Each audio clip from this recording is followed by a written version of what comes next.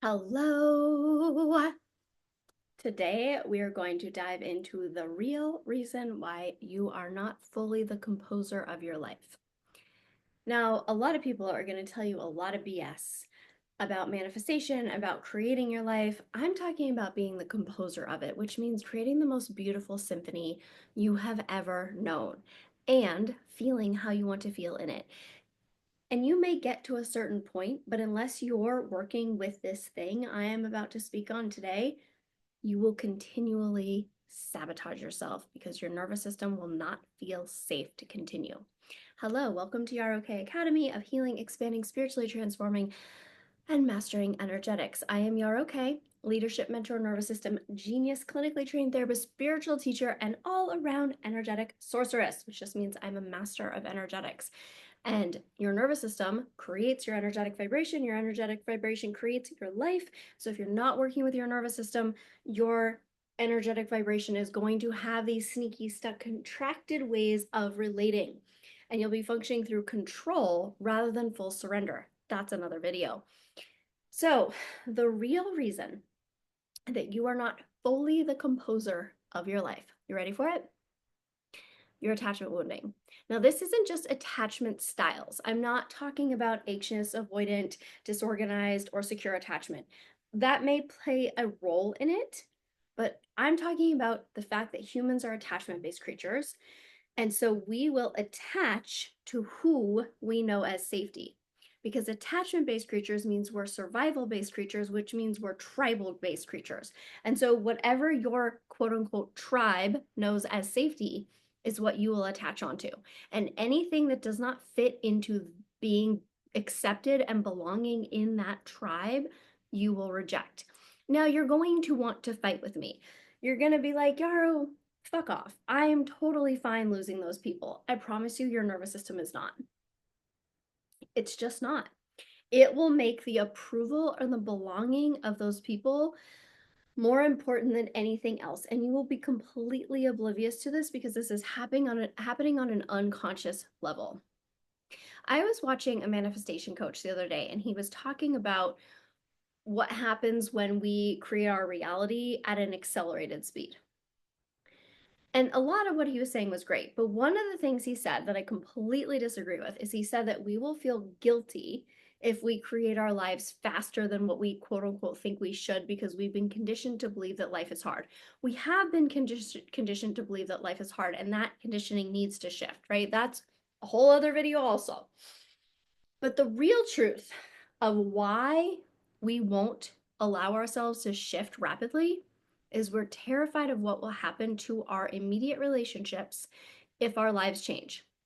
So just sit with yourself for a second and ask yourself this question: who am I afraid to lose if I transform my life, if I become the composer of it? So let's say you make a lot more money, or you have the dream relationship, or you get the job that allows you all the freedom and the space and the time to travel, or you move to where you actually want to live, like you move to the place that lights up your soul. What happens in your body? Who are you afraid to lose?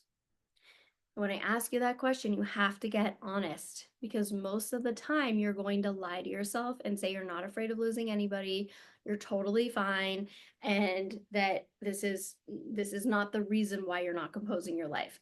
But your nervous system knows safety through attachment, through belonging, through approval.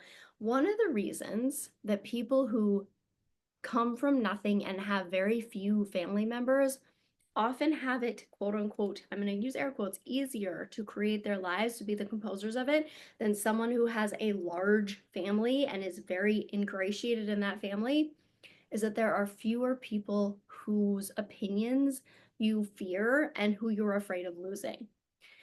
Now just sit with that. The less people you're attached to, the more able you are to transform. Because the truth of what happens when you evolve is some people will come with you and some people will not. And when you start to evolve, people will start judging. They'll say things like, oh, we're so happy for you, but you can feel the contraction in their body that they're actually not. And then you will have to make a choice. Am I going to keep going, Or am I going to get small and placate to not lose people? This is real. Nothing triggers your nervous system like the potential loss of other humans. We will do this in every scenario. Think about when you've worked at a job and someone you're really close to then leaves. And that person feels guilty that they're leaving, even if they're going to something better. And yes, they may miss all of you, but the reality of what's happening is that when someone leaves the quote unquote tribe, there's this real survival fear that happens. Like, I'm going to die if I'm not with this group of people who I've always known as safety, who I know loves me and accepts me and approves of me. I'm going to go do something different. And what's going to happen?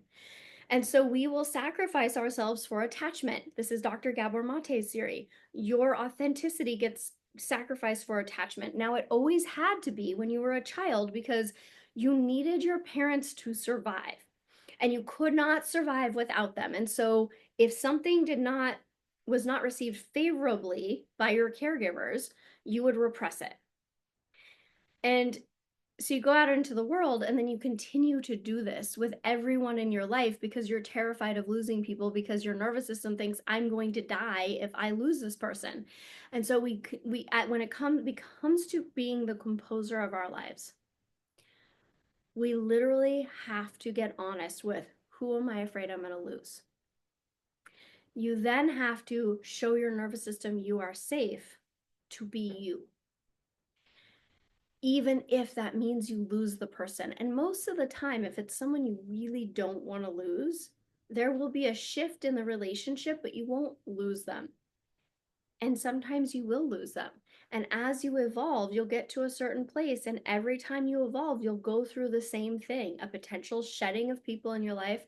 You'll have to make hard choices around, am I going to shrink and get small? Or am I going to allow myself to actually evolve into who I know I'm meant to be? And I just take a breath with that because this is scary stuff for the nervous system. Our attachment wounds are one of the things that keep us the most stuck. And your attachment wound is intimately related to your nervous system, which is why nervous system practice, like somatic practices, nervous system regulation tools are not enough. They're not enough. In order to actually heal your nervous system, you have to attune to another nervous system who sees you and holds you and validates you and calls you out on your sneaky BS and celebrates the wholeness of who you are, which means allowing all of the most darkest, shameful parts of you to come forward as well.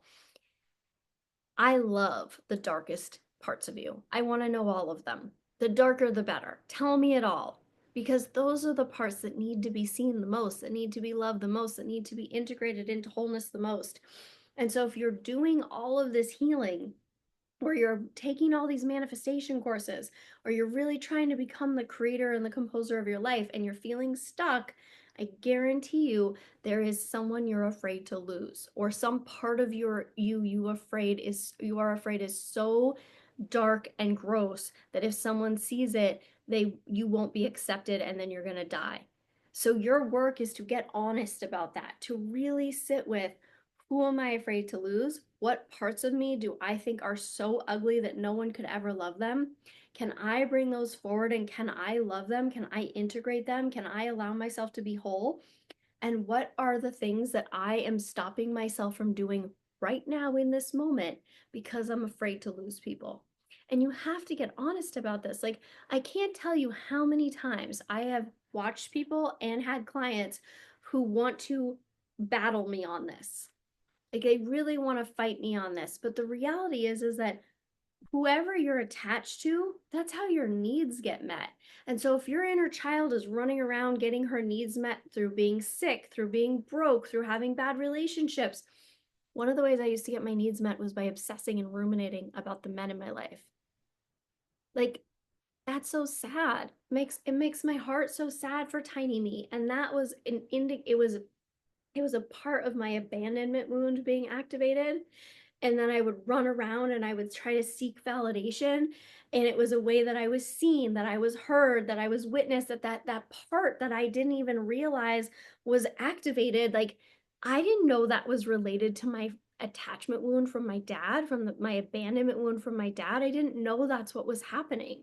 And so here I was running around like seeking validation and holding, when what I really needed to do was get into my body, hold that young part, grieve my father, and really show tiny Yarrow that I'm there for her, that I'm showing up for her, that I'm with her. And then look at all the men in my life who are showing up for me consistently on a daily basis and how deeply loved and held I am, instead of grasping on for that validation.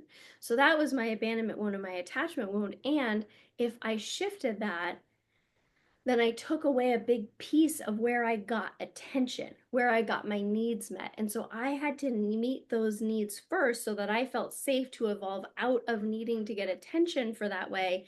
And then do you know what happened when I did that? Most of the people who I spent time with no longer were vibrationally in alignment with me, because I was no longer relating through my defenses and my coping mechanisms and my maladaptive, excuse me, my addictive behaviors and my maladaptive coping mechanisms. Because I was no longer relating through that way, I was no longer energetically a match for the people in my life, and they shed out of my life. Now, I had to feel safe with that. And I felt safe with that because I was evolving and composing the most beautiful symphony in my life, and I still am.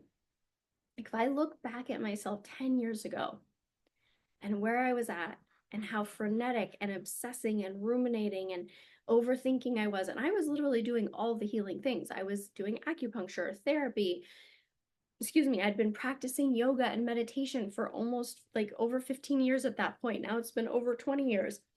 I was doing breath work and plant medicine and all the things. And yes, I had grown, I had evolved, I had shifted, I had transformed on multitudes of levels. And yet there were still these sneaky ways, the obsessing, the ruminating, the attachment wounding, that was keeping me stuck and contracted and unable to fully be the composer of my life. And then there were ways where I struggled to just be. So you could be someone who's created millions and millions of dollars and you have what seems like the perfect life, and yet you're still frenetic. You're still running through your brain. You're still like white knuckling your mindset to avoid the shame that you need to metabolize inside of yourself. Go back and watch my previous video, and I'm going to do a whole video just about shame soon, because when you avoid your shame, you avoid yourself. And we in society, we avoid our shame at all costs. We're like, oh, I'm not going to shame myself. But like, you have to metabolize your shame. We have centuries of shame, especially as a woman, especially if you're a healer. Like, you have been holding shame in your body for being you for so many years. Like, think about all the ways that you feel shame for just being you. You feel like you have to apologize for just being you. I was recently at a pool with a friend of mine, and we were microdosing on mushrooms, and I was like really present and really watching and just really connected. And there was this woman who was trying to get in the pool, and she's asking her friend, she's like, well, how did you get in? And she's like so timid and so scared. And I was like, my goodness, we are so scared of doing the quote unquote wrong thing that we fixate over something so ridiculous as getting into a pool. Like, fucking jump in the pool. Who cares how you get in the pool? She did. And we all do. In we have our own version of quote unquote the pool. Am I doing the right thing? Because we're trying to avoid the shame of doing the quote unquote wrong thing, which we then think makes us, I am innately wrong. And we then just want to attach on to other people and their approval and their belonging, because if we don't attach on to them, we're afraid we're going to die. And so the thing that is keeping you the most stuck is this question: who are you afraid you're gonna lose if you decide to become the true composer of your life? You could have all the money in the world, and you could still be afraid you're going to lose someone if you let your truth come forward. This isn't about just money. It's not just about creating the relationship. It's like you being able to create a symphony with your life and to feel how you want to feel in it. And because we are attachment-based creatures, we will hold on and we will sacrifice our authenticity for attachment. And I do this on purpose. I can't tell you the ways I've uncovered this with my clients. One of my clients was a vegan for years. Then she was vegetarian. She was trying to be vegan. She was vegetarian. Her body was craving meat, and she was having all these physical symptoms that she was working with a naturopath, and her naturopath was like, this will go away if you start eating meat. And she was resistant, and she and I started to tease apart the ways that she got her needs met, that her special wound was activated because she was the vegetarian in the family, and so everybody had to cater to her. They gave her special attention. Negative attention is better than no attention to a child. I can say that again. Negative attention is better than no attention. So even if you're getting negative attention, that's better than not getting attention. And your ego gets a boost because you feel quote unquote special. And as we tease this apart, she could really see how little her inner child had made her special for being vegetarian because she was getting her needs met that way. And as we teased this apart and she healed that part of her, she started eating meat, and now her physical symptoms have gone away. Do you see how fucking sneaky this is? This went on for years with her. Like, and there was this one time where she was eating chicken and she was so dramatic about it and she was making a big fuss, and like it just was all for attention. It was all a way she got her needs met. So sweet ones, I ask you, what ways are you getting your needs met that if you let go of those ways, little you is afraid she or he will be neglected and will die, because that's what's actually happening inside your body. If you stop getting your needs met in that way, your inner child is afraid they're going to be neglected and then they're going to die. Because what happens to a child who's neglected? It's abuse, and potentially you could die. And so that's what's unconsciously happening. If you stop holding on to these maladaptive ways of attachment to other people, to getting your needs met, if you let those go, your inner child's afraid they're going to die. And so you have to attune to your inner child so that your inner child feels safe, so that you feel safe to take new actions in your life, which allows you to become a new identity, which allows you to compose a beautiful symphony of your life. And most of the time, you cannot do this alone because we're sneaky motherfuckers and we hide from ourselves. And we have all of these really maladaptive, sneaky ways that we do this. We don't even realize we're doing it. I'm telling you, ask my clients. They'd be happy to tell you all the ways that I tease apart the sneaky ways they are trying to get attention, trying to get their needs met because their inner child's afraid they're going to die if they don't get their needs met that way. And then how it's keeping them stuck and disconnected and unable to create joy and pleasure and beauty and freedom in their lives. The path forward is getting honest about the unconscious ways that you are seeking attention, that you're attaching on to people in your life, creating safety in your body so that you can become non-attached, which does not mean aloof. It does not mean you don't care. It does not mean you don't give a fuck. It means you are fully in it, right? Like if you have to choose yourself and your authenticity and it's going to affect a very important relationship in your life, feel the pain. Maybe you're going to be angry. Allow yourself to express the anger. Be with the emotion so that you can move through it, so that you can connect back to yourself, so that you can actually embody a new way of being. This is embodying a new way of being in the world. And here's what's happening in the world. Everyone collectively pretty much is stuck in trauma and addiction and chaos and drama and gossip, and they're holding on because once you let go and you start to create a new way of being, you're either going to lose people or you're going to inspire people. And it's most of the time going to be both. And you have to have the internal safety and the personal power to go through an alone phase until people are inspired by you. Trust me, my alone phase was fucking long. Like 20 years, because I downloaded Enlightenment on the Dance Floor of a Rave in 1999. Just sit with that for a second. 1999. Like Prince said, we're going to party like it's 1999, except I wasn't really partying. I was having deep spiritual awakenings. I was 19 years old. No one gave a shit about what I had to say around spirituality and transformation and energetics and being who you are and sussing out the lies, right? This is about getting to the truth underneath the personas that you wear so that you're accepted, so that you belong. And I spent a lot of years not belonging. And so I isolated and I became really bitter until I started to do the healing in my inner child and process the trauma coded into my nervous system. So I actually felt safe to be me, to stop seeking getting my needs met through those maladaptive ways so that I could actually embody who I am meant to be. Because Downloading enlightenment and holding and living through enlightenment are very different vibrations. And I'm a human, despite my many protests to it. I'm just taking a breath because I just want to be superhuman, as we all do, right? Like, you can't bypass the experience of being human. And part of the human experience is that we have attachment wounds. We are attachment based creatures. Until we do enough healing to become non attached, to allow for the evolution and the expansion, and to fall in love with our journey. And a lot of people will tell you that they're living through this way through manifestation, but it's actually coming from control and they're still immensely attached. And then there's a lot of control, there's a lot of OCD, there's a lot of avoidance, there's a lot of white knuckling your way for a mind through a mindset.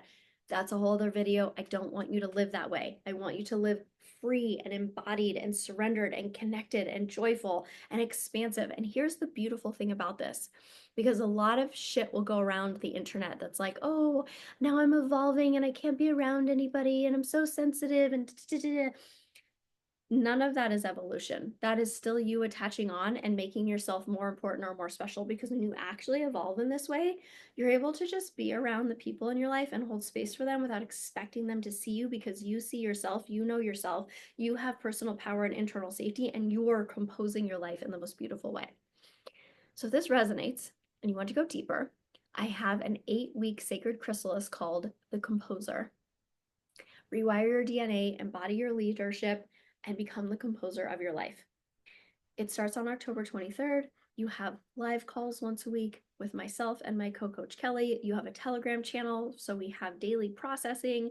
You have a whole course on the Composer. I will put the link to the page in the show notes for this, in the notes for this. It is learning a new way of being. You will heal this attachment wound and you'll learn to suss out when you're attaching on versus when you're able to surrender and release and actually take the steps you need to take to embody this new way of being, to become the next version of yourself. And it's a system that rewires your nervous system so it feels like it's dripping in gold. So you can apply it at every level. Because it's not like this is something that you do once and then you're like, okay, I'm good, I'm here now. We are meant to evolve. Humans are meant to evolve. And one of the worst things we've ever done is we have stopped learning and we've stopped evolving and we've rigidly held on to our identities. And when we rigidly hold on to our identities, we get bored, we're disconnected, we have a lack of libido. Libido and eros and sexual energy is one of the most important indicators of if you're connected in flow and juiciness with your life. And this doesn't mean having sex with a bunch of people, it means your own eros energy. And when that is filled with vitality, you know that you're evolving.